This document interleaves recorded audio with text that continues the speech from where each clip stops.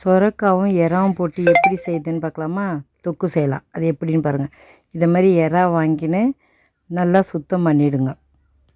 எப்படி செய்யுதுன்னு காமிக்கிறேன். இதை மாதிரி பாருங்கள். இது மாதிரி எடுத்துகிட்டு இதை மாதிரி சுத்தம் பண்ணிங்க. சுத்தம் பண்ணிவிட்டு மஞ்சாத்தூள் போட்டு பிசைஞ்சு வச்சுக்கோங்க. கழுவிட்டு இதை மாதிரி மஞ்சாத்தூள் போட்டு வச்சுக்கோங்க. அதுக்கு பஜ்ஜி மிளகா, சொரக்காய், வெங்காயம், தக்காளி தேவையான பொருட்கள். பஜ்ஜி மிளகாய் இது மாதிரி கட் பண்ணிவிடுங்க. சொரக்காயை தோல் சீவிடுங்க. தோல் சீவிட்டு செய்யுங்க சொரக்காயை. இஞ்சி, பூண்டு அதை நெசுக்கி வச்சுக்கோங்க. இந்த மாதிரி நெசுக்கி வச்சுக்கோங்க. வெங்காயம், தக்காளி நல்லா பொடிசாக கட் பண்ணி வச்சுக்கோங்க. வெங்காயம், தக்காளியை இது மாதிரி பொடிசாக கட் பண்ணிக்கோங்க. இப்போ சொரக்காய் அதையும் பொடிசாக கட் பண்ணி வச்சுக்கோங்க. அப்போ தான் சாப்பிட நல்லாயிருக்கும். இது மாதிரி பொடிசாக கட் பண்ணிக்கோங்க.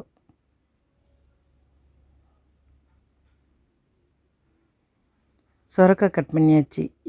நம்ம கழுவிட்டு தான் சொரக்காய் அரியணும். இப்போது பஜ்ஜி மிளகா அதையும் அதில் அரிஞ்சு போட்டுருங்க. ரொம்ப நல்லாயிருக்கும் இது சாப்பிட்றதுக்கு.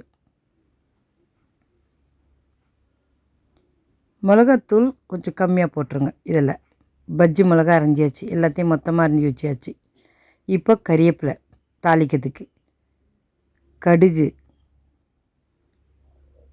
உப்பு, மிளகாய்த்தூள், மஞ்சாத்தூள், மிளகுத்தூள். ஒரு கடாய் வச்சுட்டு எண்ணெய் ஊற்றிடுங்க. எண்ணெய் காஞ்சோன்னா நம்ம எறா வச்சுருந்தோம் பாருங்கள், அதை நல்லா இது மாதிரி வதக்கி எடுத்துருங்க. அதில் எவ்வளோ தண்ணி இருக்க பாருங்கள். அந்த தண்ணி வதங்குற வரையும் இது மாதிரி நல்லா வதக்கிடுங்க. தண்ணியை பிழிஞ்சிட்டு போடுங்க.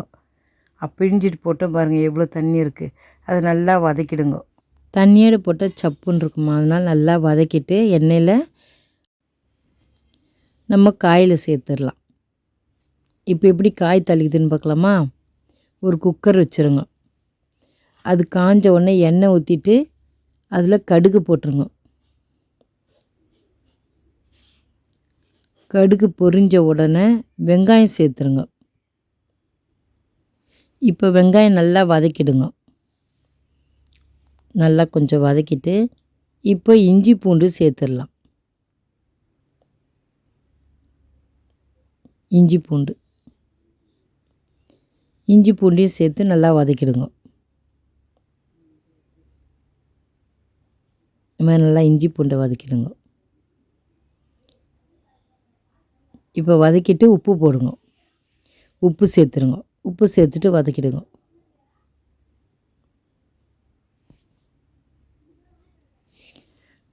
வதக்கிட்டு நல்லா வதங்கிடுச்சு. இப்போ நம்ம தக்காளி சேர்த்துடலாம். தக்காளி சேர்த்து அதையும் வதக்கிடுங்க. நல்லா வதக்கிட்டு இதையும் நல்லா வதக்கிடுங்க.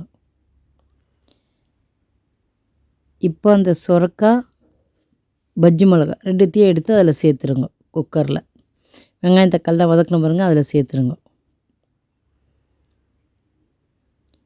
எல்லாத்தையும் சேர்த்துட்டு மஞ்சாத்தூள், மிளகாய்த்தூள்,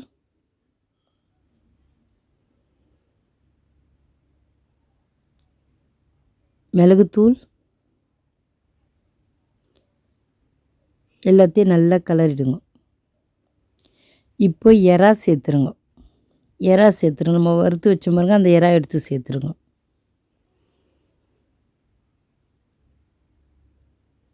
கறிவேப்பிலையும் சேர்த்துருங்க.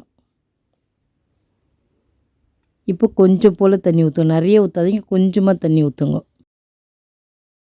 இப்போ எல்லாத்தையும் சேர்த்து நல்லா கலரிடுங்க. பாருங்க கொஞ்சோண்டு தான் தண்ணி இருக்குது. அதனால் எல்லாத்தையும் நல்லா கலரி விட்டுட்டு இப்போ குக்கர் மூடி போட்டு ஒரே ஒரு விசில் விட்டு இறக்கிடுங்க. இந்த பாருங்கள் ஒரு விசில் தான். இப்போ திறந்து பாருங்கள், காய் வெந்துச்சு. ஸ்டவ் மேலே வச்சுட்டு வேகமாக வச்சுட்டு 2 கலட்டினா அந்த தண்ணி சுண்டிடும். அவ்வளோதான், இறக்கிடலாம். அவ்வளோதான், காய் ரெடி ஆயிடுச்சு. சாப்பிட்டு பார்த்துட்டு எப்படி இருக்குன்னு சொல்லுங்கள். நீங்களும் இதேமாரி செஞ்சு பாருங்கள், ரொம்ப நல்லாயிருக்கும். பஜ்ஜி மிளகா, எறா, சொரக்காய் இதேமாரி செஞ்சு பாருங்கள். நல்லா காரமாக நல்லாயிருக்கும். லைக் பண்ணுங்கள், ஷேர் பண்ணுங்கள், மறக்காமல் நம்ம சேனலுக்கு சப்ஸ்கிரைப் பண்ணுங்கள். தேங்க்ஸ் ஃபார் வாட்சிங்.